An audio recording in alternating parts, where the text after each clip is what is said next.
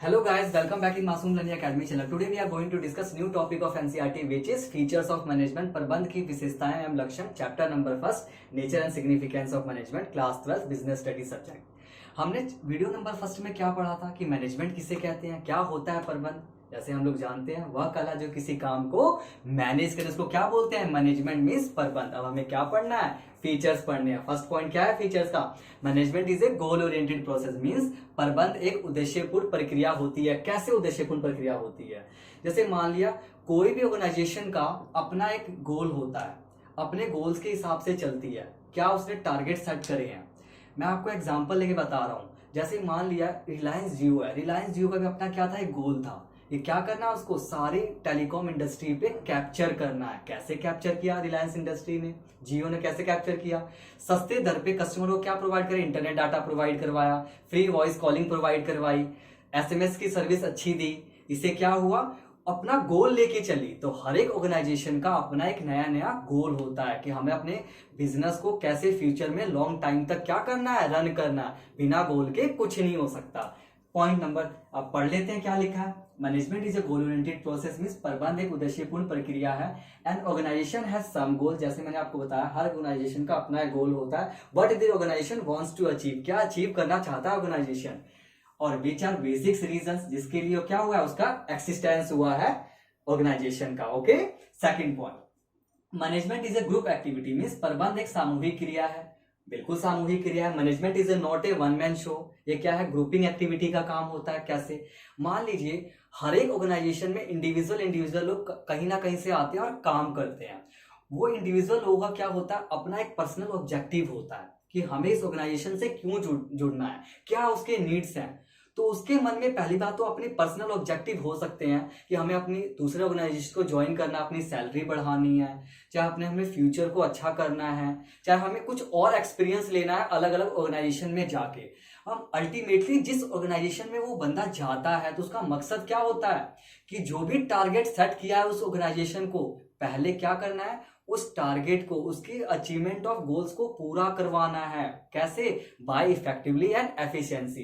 अगर ऑर्गेनाइजेशन को goal achieve हो गया सही टाइम पे, जो भी उसका टारगेट था, तो उस इंडिविजुअल व्यक्ति का भी क्या हो सकता है, जो भी उसके गोल है वो भी अपने आप ही कंप्लीट हो जाएंगे। ओके, तो मैंने क्या बोला, ये management is a not a one man show. One man show नहीं होता, इट्स ग्रुप्स ऑफ इंडिविजुअल होते हैं। जैसे management is a not a one man show, it's group activity and every individual working in the organization, जो भी काम कर रहे हैं ऑर्गेनाइजेशन में, फुल नोज, उनको क्या सबको जानना चाहिए, उनको क्या, उनको रिस्पॉन्सिबिलिटी एंड अथॉरिटी दोनों देनी चाहिए ताकि अपने काम को, जो भी उनको टाइम फ्रेम किया गया है कि आपको इस काम को सही टाइम पे क्या करना है, करके देना है, जिम्मेदारी देनी चाहिए उन लोगों को, ताकि क्या, और उस काम को कैसे करना है, इफेक्टिवली एंड एफिशिएंसी, ताकि जो भी ऑर्गेनाइजेशन का गोल हो सही टाइम पे अचीव हो पाए। Okay, which is he and she is expected to complete within the time frame allotted, जो भी उनको टाइम फ्रेम दिया गया है इंडिविजुअल को, आपको इस टाइम पे काम करके दिखा देना। ओके, थर्ड पॉइंट,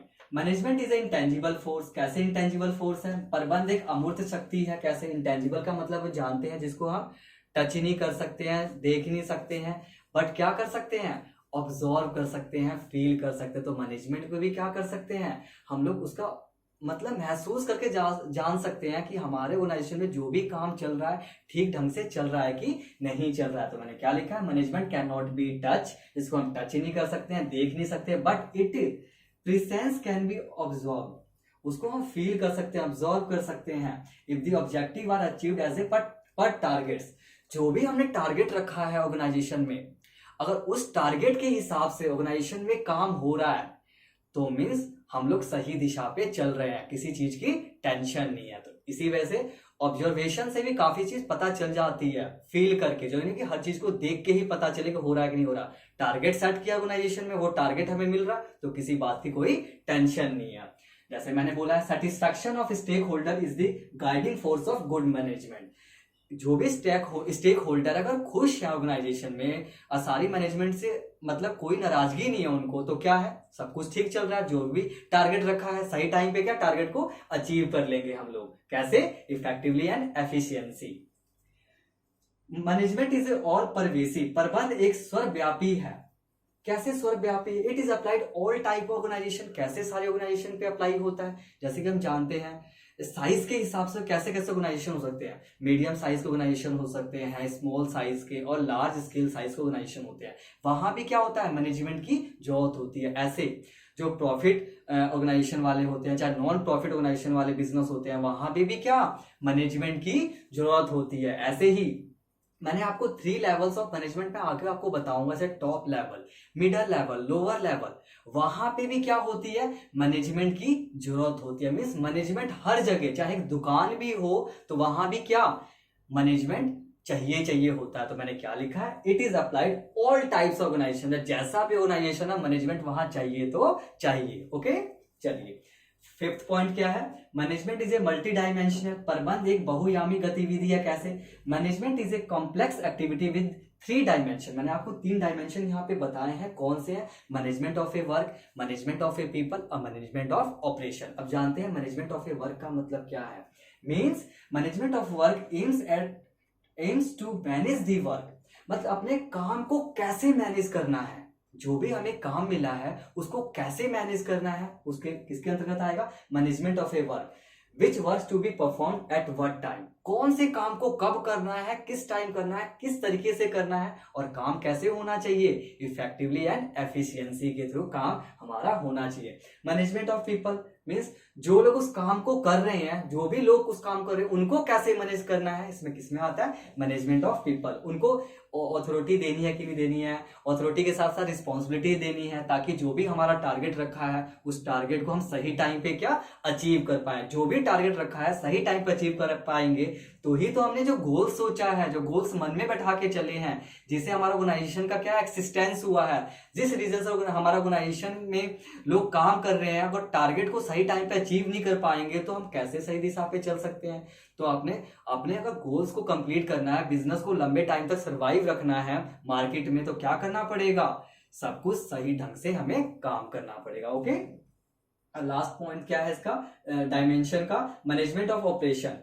जो मैनेजमेंट ऑपरेशन का मतलब होता है ये दोनों से लिंक है, मैनेजमेंट ऑफ ए वर्क और मैनेजमेंट ऑफ ए पीपल, दोनों से लिंक। मतलब मान लिया कोई भी नया प्रोडक्ट मार्केट में आ रहा है तो मतलब क्या होना चाहिए, एक तो वर्क कि लोग उस काम को, उस वर्क को कैसे मैनेज करना है, और उस मैनेज करने के लिए उसमें कौन से लोग कहाँ काम करेंगे, उसको कैसी रिस्पॉन्सिबिलिटी देनी है, कैसे अथॉरिटी देनी है, वो हमें देखना है। तो ऑपरेशन का मतलब क्या, मान लिया लोगों ने काम भी कर दिया और जो काम वो सोच भी लिया उसको हम ठीक ढंग से ऑपरेट नहीं कर पाएंगे तो जो भी हमारे गोल्स है वो अचीव नहीं हो सकता। जैसे मैंने आपको एग्जांपल दे रहा हूँ, मान लिए एक मार्केट में न्यू प्रोडक्ट को लॉन्च करना है तो हमें क्या अपने दिमाग में सोचना पड़ेगा कि कैसे नए कस्टमर हमसे जुड़ेंगे, उसके लिए हमें क्या क्या करना पड़ेगा, एडवर्टीजमेंट करनी पड़ेगी, अलग अलग लोकेशन में जाके सर्वे करना पड़ेगा, कौन से सामान किस एरिया में नीड है, उसके हिसाब से क्या पूरा का पूरा मैनेज करना पड़ेगा। उस चीज को हमने मैनेज कर लिया तो जो भी लोग काम कर रहे हैं उनको बताएंगे, उसको उसके हिसाब से मैनेज करेंगे।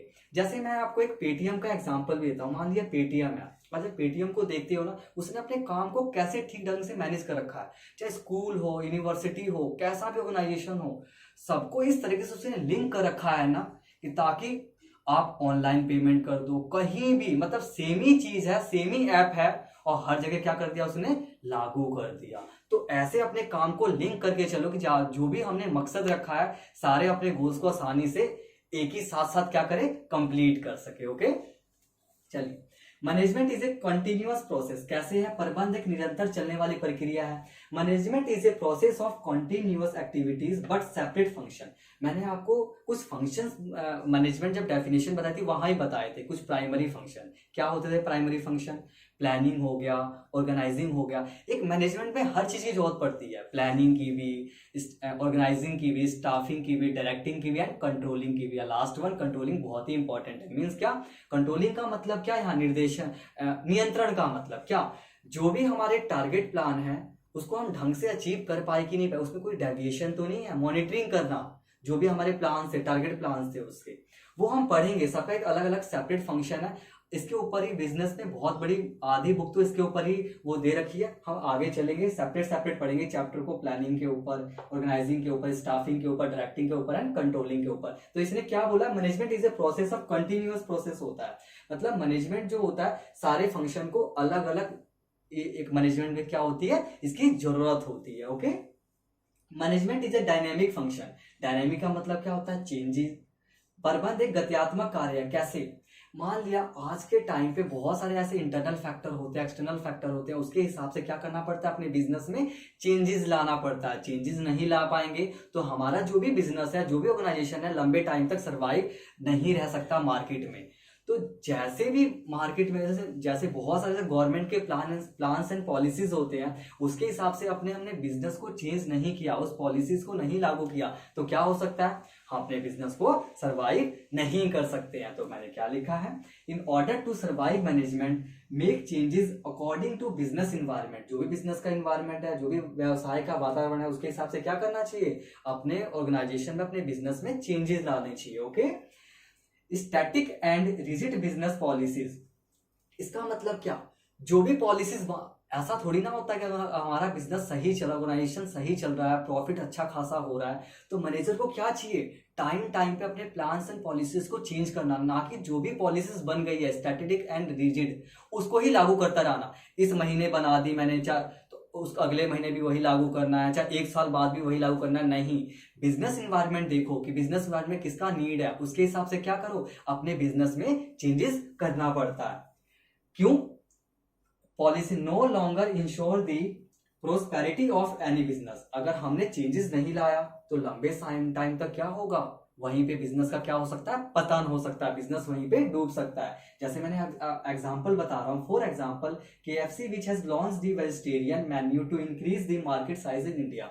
जब KFC का लॉन्च हुआ था इंडिया में, तो क्या करता था, वो सर्विसेज किसी देती, नॉन वेजिटेरियन फूड देते थे वो लोगों को। बट उसने देखा कि इंडिया के मार्केट में किसका नीड है, वेजिटेरियन स्पाइसी फूड का नीड है। अब वो लोग क्या करने लगे, बाद में वेजिटेरियन फूड लेके आए ताकि उनके फिर सेल्स बढ़े।